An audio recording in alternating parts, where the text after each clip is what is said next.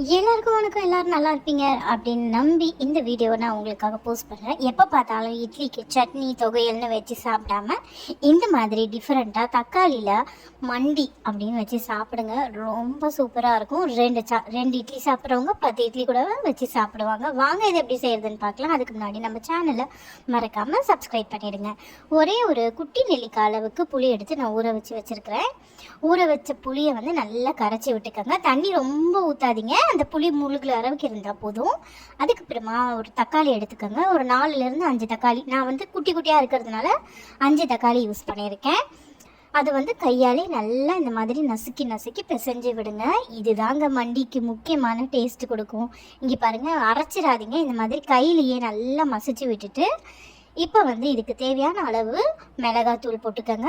மஞ்சப்பொடி 1/4 டீஸ்பூன் அளவுக்கு போட்டுக்கோங்க. உப்பு போட்டுக்கோங்க. இது ரொம்ப ரொம்ப ஈஸியான ஒரு சைட் டிஷ்ஷு. இட்லி தோசை சாப்பாட்டில் கூட பிசைஞ்சு சாப்பிட்லாம். ரொம்ப சூப்பராக இருக்கும். தேவையான அளவு உப்பும் போட்டுக்கோங்க. அதுக்கப்புறமா ஒரு கடாயில் எண்ணெய் வச்சுக்கோங்க. எண்ணெய் வச்சுட்டு நல்லெண்ணெய் விடுங்க. நல்லெண்ணெய் விட்டிங்கன்னா தான் மண்டி ரொம்ப டேஸ்ட்டாக இருக்கும். எண்ணெய் நல்லா சூடானதுக்கு அப்புறமா கடுகு போட்டு தாளிச்சிக்கலாம். தேவையான அளவு கொஞ்சமாக உப்பும் மிளகாத்தூள் மஞ்சத்தூள் இவ்வளோ தான் இந்த மண்டிக்கு தேவை. கொஞ்சமாக சீரகம் சேர்த்துருக்குறேன் நான். உங்களுக்கு வேணும்னா சீரகம் சேருங்க, இல்லைன்னா வேண்டாம். அதுக்கப்புறமா ஒரே ஒரு பச்சை மிளகா பொடியாக கட் பண்ணி சேர்த்துக்கோங்க. அதுக்கப்புறம் கருவேப்பிலை.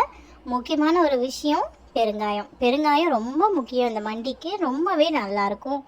இப்போது நம்ம மசிச்சு புளி தண்ணியோட தக்காளி வச்சுருக்கோம் இல்லையா, அந்த தக்காளியை போட்டு நல்லா வதக்கி கொடுத்துக்கிட்டே இருங்க. நடுவில் அதாவது மூடி வச்சுட்டு வதக்கி கொடுத்துட்டே இருங்க. இடையில எடுத்து நீங்கள் கிளறும் போது இந்த மாதிரி நசுக்கி கிளறி விடுங்க. அப்போ தான் அது வந்து தக்காளியோட ஜூஸ் எல்லாம் நல்லா இறங்கி மண்டி வந்து ஒரு சூப்பரான ஒரு கன்சிஸ்டன்சிக்கு வரும். இப்போ பாருங்கள், மண்டி சூப்பராக ரெடி ஆகிடுச்சு. சுட சுட இட்லியை வச்சு இந்த தக்காளி மண்டியை வச்சு சாப்பிட்டு பாருங்கள். டேஸ்ட்டு சும்மா செம்மையாக இருக்கும். மறக்காமல் நம்ம சேனலை சப்ஸ்கிரைப் பண்ணுங்கள். மண்டி செஞ்சு பார்த்துட்டு எப்படி இருந்துச்சு அப்படின்னு கமெண்ட்டில் சொல்லுங்கள். இன்னொரு ரெசிபியோட உங்களெல்லாம் சந்திக்கிறேன். பாய்.